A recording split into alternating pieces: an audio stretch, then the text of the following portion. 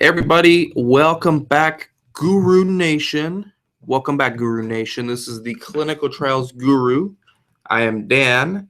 Today, our webinar is about patient recruitment. So I have my number one patient recruiter, Monica, here. You may have seen her on my Snapchats. If you haven't, add me there. What's wrong with you? Also, we've done videos before. We did a really good one a couple weeks ago, and we're going to go more in depth today, both offline and online strategies. And right here, next to Monica, there's nobody yet. But Chris is coming. He's running late. Many of you know Chris from previous webinars. So he's coming, and whenever he gets here, he'll be on there. Now, if you have questions, Q&A, all right, anytime. Let me open it. If you've got any questions, type them in, and we'll try to answer them. And you can type them in whenever you get them. We will stop what we're doing if it's good enough and answer, or if it's relevant, right? So, Monica, welcome. Say hi to everybody. Hello. So, patient recruitment, okay? So this is a really important topic. Many of our viewers are interested in this because they're site owners, study coordinators, vendors, CROs, but even CRAs, because while CRAs don't necessarily actually do patient recruitment, they have to go to sites occasionally, and occasionally is more often than not, to do booster visits, right? And what a booster visit is the CRA are sent out to the sites to encourage the sites to recruit. And sometimes they have to brainstorm strategies for recruitment. So this could be good for a lot of you CRAs or future CRAs as well, right? How many booster visits have you been involved with here just in the last year, in this year? Plenty, because Plenty, pretty right? much each company does that kind of visit. So it's important to have that information and have more knowledge about it. Mm-hmm. And they have CRAs coming in. Basically, when you're sent out for a booster visit, it's going to be slightly different, or actually very different from a traditional monitoring visit, because the focus and the emphasis is going to be on patient recruitment. So today we're going to get into offline and online strategies, and we're going to sort of cover some of the tried and true methods, which we'll talk about and which we've talked about before. But also we're going to introduce some new stuff, and new as of like a week or 2 weeks ago, that some of them we haven't even started playing around with, but we have heard other businesses. So it's always good to share best practices with other businesses. And if our industry is not innovating, which they rarely do, it's our duty to look outside of our industry to adopt the best practices from them. So I'm going to find the email I sent out, and I'm going to use it as a guide to go through this webinar. Otherwise, I'm just going to go off on tangents. All right. So, Monica, first of all, offline strategies. Okay. You do that well. You do that all the time, right? Let's start with door knocking, physicians, private practices. Okay, with that one is very helpful because when you go to visit doctor facilities that is related to your study, for example, if it's I don't know, let's say Alzheimer's, will be neurologist, Yeah. and in some cases psychiatrist, and also general practitioners, then it will help a lot because they have obviously a long, big database of patients that they can transfer to us, and not just that, but if you educate the doctors to send patients to research, is also making them look good because they are offering an extra opportunity to patients to get a different treatment if the treatment available is not working. Mm-hmm. And many times you're raising awareness for these physicians. So these physicians are usually research naive physicians that you're going to be going out door knocking. They are not going to have experience with research, you're going to also, not only are you going to potentially get patients from them, but you're going to potentially open their eyes up to clinical research as a viable business model for them. And these days, a lot of physicians are dealing with Medicare issues, right? Medicare is not paying as quickly as they used to, as much as they used to. It's much more difficult. The general consensus amongst the physicians I deal with is that it's very difficult now to deal with Medicare, and they're looking for other ways to subsidize their income, right? Yeah. So they don't know about research. And so when you're going out there, not only are you telling them about the studies we have going on, but then, I mean, they're smart people, they're doctors. They're going to ask, well, what is this clinical research? How do I get involved? And you might even find a new sub-investigator or a new PI at some point for your trials. So you build a good relationship with the doctor and for future research studies too. So it will be always a win-win situation for the doctor, for the clinic, and for the patient. Now, how many doctor's offices do you have to go to? Do you go without an appointment? Do you just show up, or do you go with an appointment? What works best for you? It depends on the research and depends on the clinic. Most of the time is what I do is I make the list of the potential doctors I want to visit. And then I call some of them, basically I call all of them and say if they give me an appointment, then I will go to the appointment. And if not, then I just show up and give take like 2 minutes of their time to explain a little bit what is my job, and then if they allow me to have a meeting with them the same day, will be wonderful. If not, then just work around their schedule. All right, so door knocking, in the interest of time, it's only half an hour now. If there are Q&A, we'll go over. All right, I want to move on. So door knocking physician offices, I've done this, it works. Monica's done this, it works, but it's hard work, right? And it's not easy, and you're gonna get rejected many times. And if you don't have tough skin, you're gonna quit, right? And you're gonna say, oh, this doesn't work, I'm gonna do something else, or do nothing, right? So the next strategy, community events, but we've talked about that. You basically find health fairs that are relevant to your therapeutic indications, go there, set up a booth. As an example, the Alzheimer's Association, NAMI, just about every therapeutic indication has some kind of community event that your clinic should participate in, have a booth, get t-shirts made like you did, right? Get involved with those people. You did something very interesting with the Alzheimer's Association.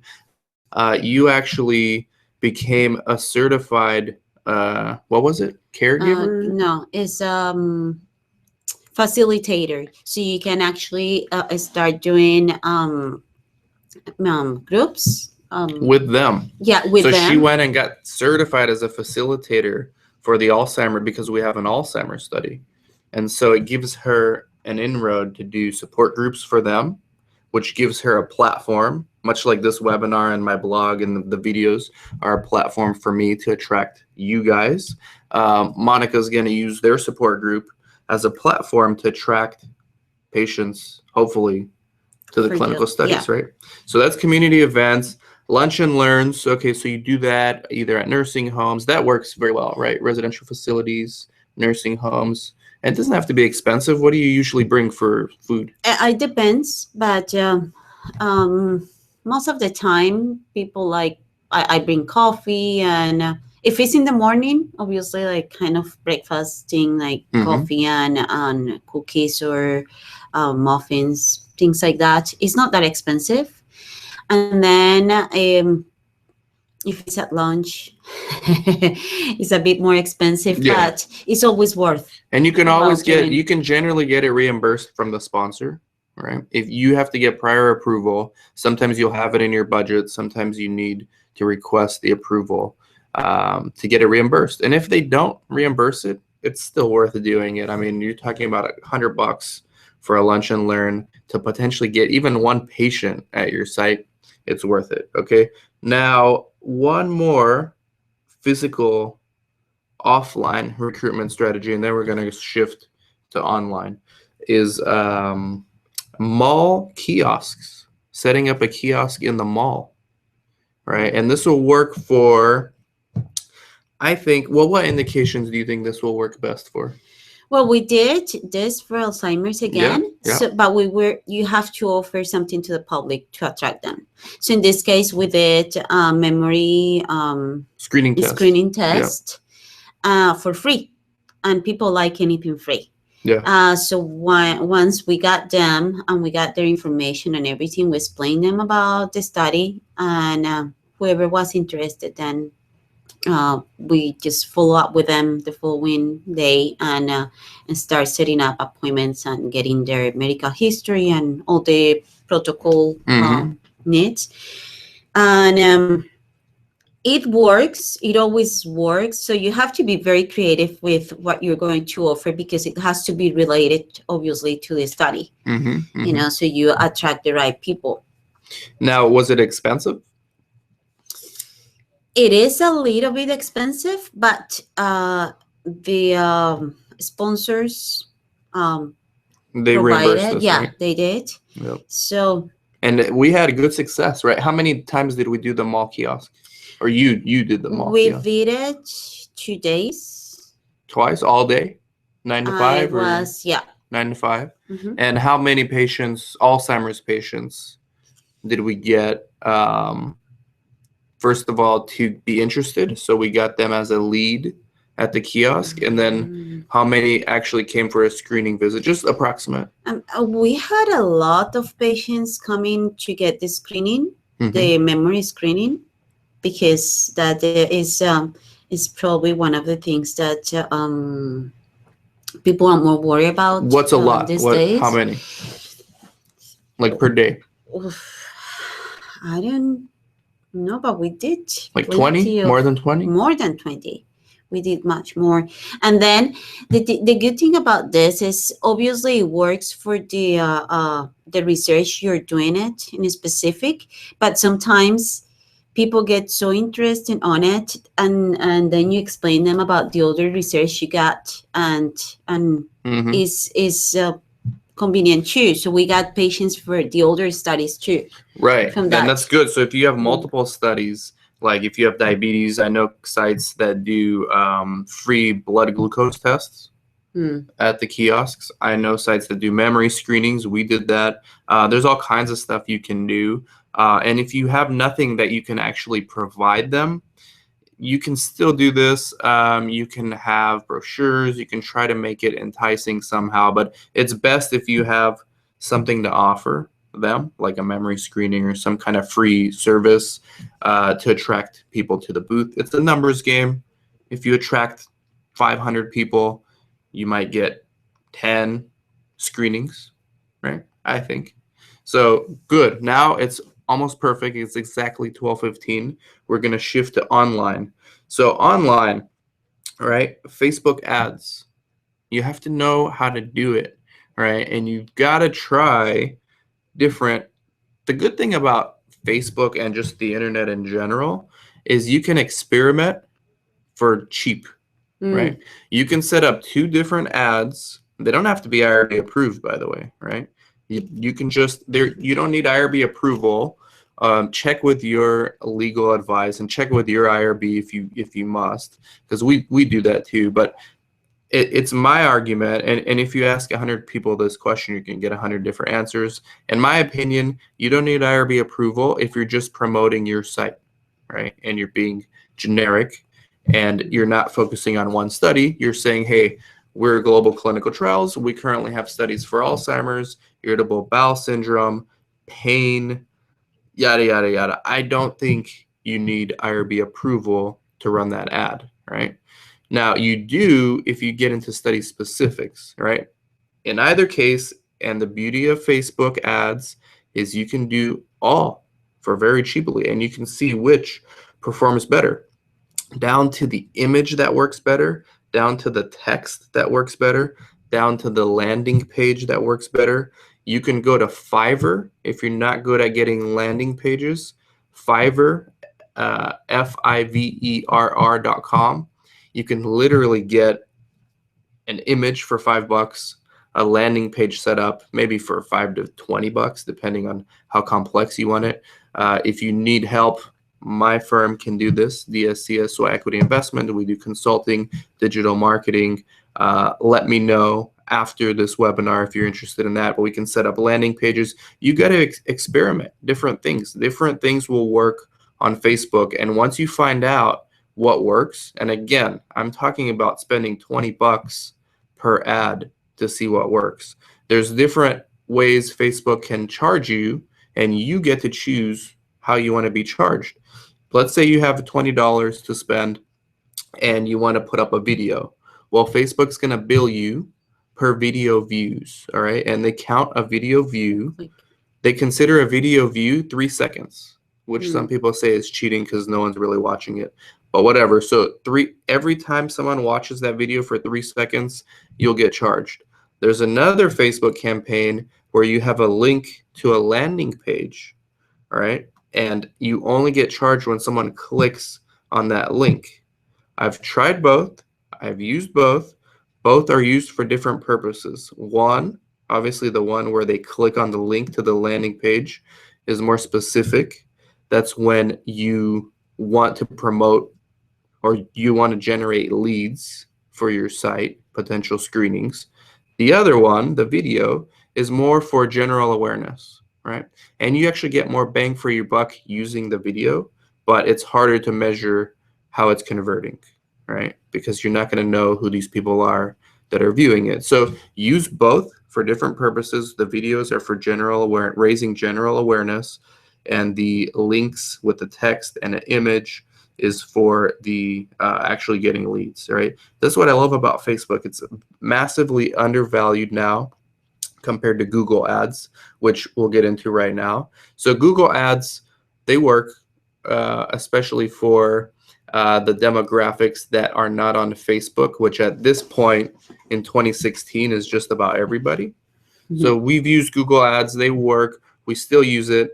I'm starting to like Facebook ads a lot more because it's cheaper. You get more bang for your buck. It's a little easier to create the campaign. It's more user-friendly. But I would try both. I mean, see what works better. And every area, every location, every therapeutic indication is different, and the different pricing based on the competition and the supply of demand for advertisers in your area. It gets quite complex. Now, another one that we use that seems to work the best online, Craigslist. That's and right. It's free, all right? And it works the best, at least from our 6 years of comparing Google and Craigslist, and now more recently Facebook and Craigslist. Craigslist by far the easiest, first of all. You don't need a consultant to help you set up a Craigslist ad. How many times do you run Craigslist ads here? Like probably once a week, twice a week. Once a week, and you have to change it a little bit, or else they won't allow you to repost the same thing? No, I do the same thing because I use the ones that are IRB approved. Oh, okay. So IRB approved ads, and that's Craigslist is cheap. The problem with Craigslist is people are not consistent enough. So that you might put up a Craigslist ad one day, and again, it's free. All you're doing is spending a little bit of time. You might put one up one day, and that week you don't get any response, and then you stop. Well, guess what? That next week you might have gotten 10, right? That's the way Craigslist works. It goes in waves. We can't explain, but there's surges. There's some ads that will get 15 responses. There's some that will get 0. You just got to be consistent. There's really no excuse for not doing it consistently because it's free. Okay? Free. Can you believe this? Like, research sites in the 1990s before Craigslist would be killing each other to have access to this platform. And we have sites these days that say, oh, Craigslist doesn't work. No, it does work. Yes. I have patience from it. It does work. All right, next, Snapchat. So I've talked about Snapchat before. We're very, very early to Snapchat.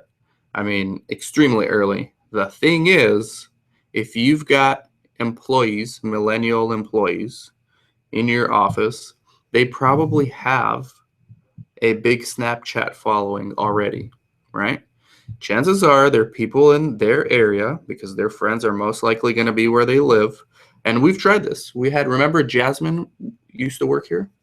She was huge on Snapchat, right? So one day I asked her to send out a video telling her friends or whoever's interested, and she was getting like 400 views per video when she did a snap, right? Wow. So it's like, I'm curious, test this out. Tell them we have a pain study, and anyone who's interested, the phone started ringing within minutes, Yeah, I right? remember when she was here. So if you don't have a Snapchat account yet, first of all, you should start building your own or one for your research clinic.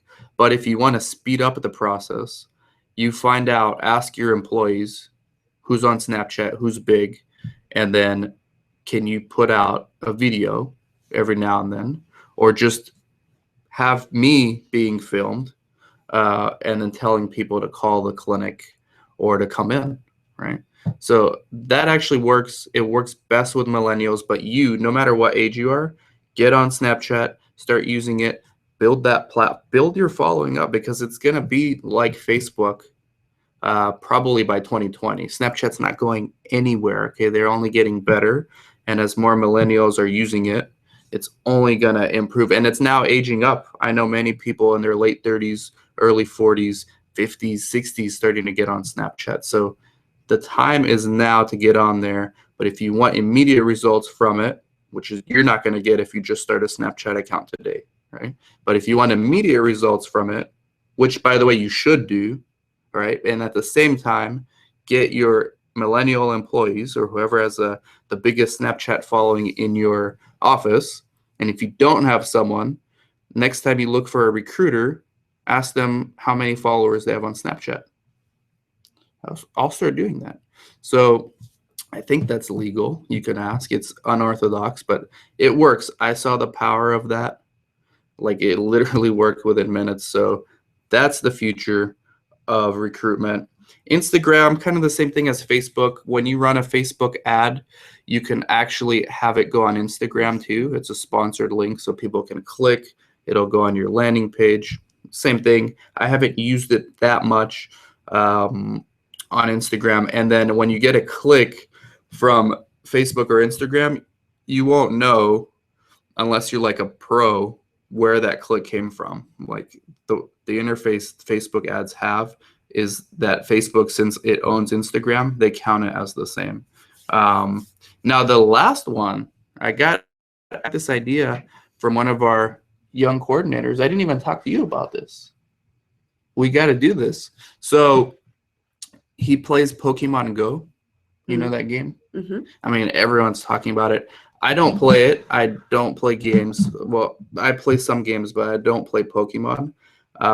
Just no time. But I am interested in the psychology behind this because businesses are using it. Coffee shops are using it. Restaurants are using it. Bookstores are using it. And this is a game that came out like a month ago. And they're already seeing significant increases in their profit, right? In their sales. This is something that matters. So we haven't done this yet, but I just wanted to throw it out at the end. There's a way for you. It's sort of like an ad. If you're a business, you can, I guess, have like lure people to your clinic, to your building. So if you own a coffee shop, you can lure people to your coffee shop. You have to pay Pokemon. You have to pay Nintendo. Just like you pay Facebook to get a click. You pay Nintendo, they will like send monsters to your place of business. And that attracts the masses. That's very interesting. It won't work for an Alzheimer's study, but it would work for a phase 1 study where you want healthy volunteers. It would work for something where you're trying to attract younger people. So like pain, irritable bowel syndrome, asthma. I mean, forget about IRB approval for this. They're not even up to speed with Facebook yet. But it's not worth. I mean, it wouldn't hurt to try. We haven't done it yet. I don't know any clinical research site that has done it. There might be. There's so many research sites out there. But it's could be worth. So I asked Yeah, Eddie, it's very interesting. and too bad he's not here because I would ask him to come in right now. But I gave him this task yesterday. Research what's the minimum amount of money you need to invest in this, just to see what happens. And you're not going to get every single person that comes in and do a study. But if you have 100 people coming in your place of business, chances are you one get, day, yeah, first of all, you'll see them. You'll give them all a flyer, right? Maybe one of them will be interested. Hey, what do you guys do? Oh, okay, actually, I do have this. Or I have a friend who has this. It's worth it. What else are you going to do for $20? Go buy 5 Starbucks and, you know, I mean, $20. $20. If it brings you one screening, it's worth it, right? So we are going to experiment with this. Open it up for Q&A. Chris Sauber just got here. At least show them that you're here. We're ending it now, but they don't believe me that you're here now. So there's Chris. Hello. Hey man, you missed a lot. A lot of them. Yeah, we just talked about Pokemon and how to get patients from Pokemon. Pokemon's always good. That's right. So any Q&A, we open it up now. Otherwise, Chris, pitch our services. We can help with recruitment amongst many other things, right? Any need you may have, we could probably help you with. Then we will. If we haven't done it before, we'll figure it out. That's right. Right? Mhm. Monica, anything else you want to say? No, you have to be creative and, try new things and see what Try happens. new things. Always be experimenting, right? The marketplace is changing. It pays to be early. If Pokemon becomes a way to advertise for businesses, which it already has, provided results for Starbucks and Barnes and Nobles and mom and pop cafes, like why wouldn't it work for research as well? Obviously, you need the right indication. You're going to be attracting a younger crowd, but I've seen some 40, 50-year-olds playing. Do you play? I don't, but my wife does. Okay, yeah, see? So what if she stumbled into a research clinic and had no idea what clinical trials was, but she wanted to catch a monster, Sure. right? That's one way to provoke her to do so. Yeah, and then we gave her a brochure and said, hey, these are all the studies we have going on. She'll say, oh, cool, thanks. I just caught my monster, thank you. And I don't have any of this, but I think I know a few people who do. Exactly. Mhm. Right. It always will happen. People always will know somebody that can participate in any of the studies. Amazing. In regards to our services, please call Dan with any questions. Yeah, or call me. email Dan. 949-415-6256. You'll get me here. And if we can't help, Do it now. You'll hear the phone ring. if we can't help, we'll figure out a way to do so. Yeah, do it now. You hear the phone ring while we're waiting for Q&A. Or email me, dan@theclinicaltrialsguru.com. Again, 949-415-6256. You can also text me, and we'll wait like a minute and then end it if there's no questions. All right? How was your drive? Horrible. I was not meant to be here. You missed The out, Carver man. was closed. I noticed that. I was late, too, because of that. Yeah. Well, you should have forewarned me. Yeah, I didn't know what happened. Were you late? No. Monica's always on time. I usually am too. Chris, you missed out, man. People are disappointed. Good information. I hope. You two carried the load, right? Yes. Oh. Someone's actually calling. So, with that being said, we will get off the webinar and talk to you soon. Bye-bye. Hello, Catherine.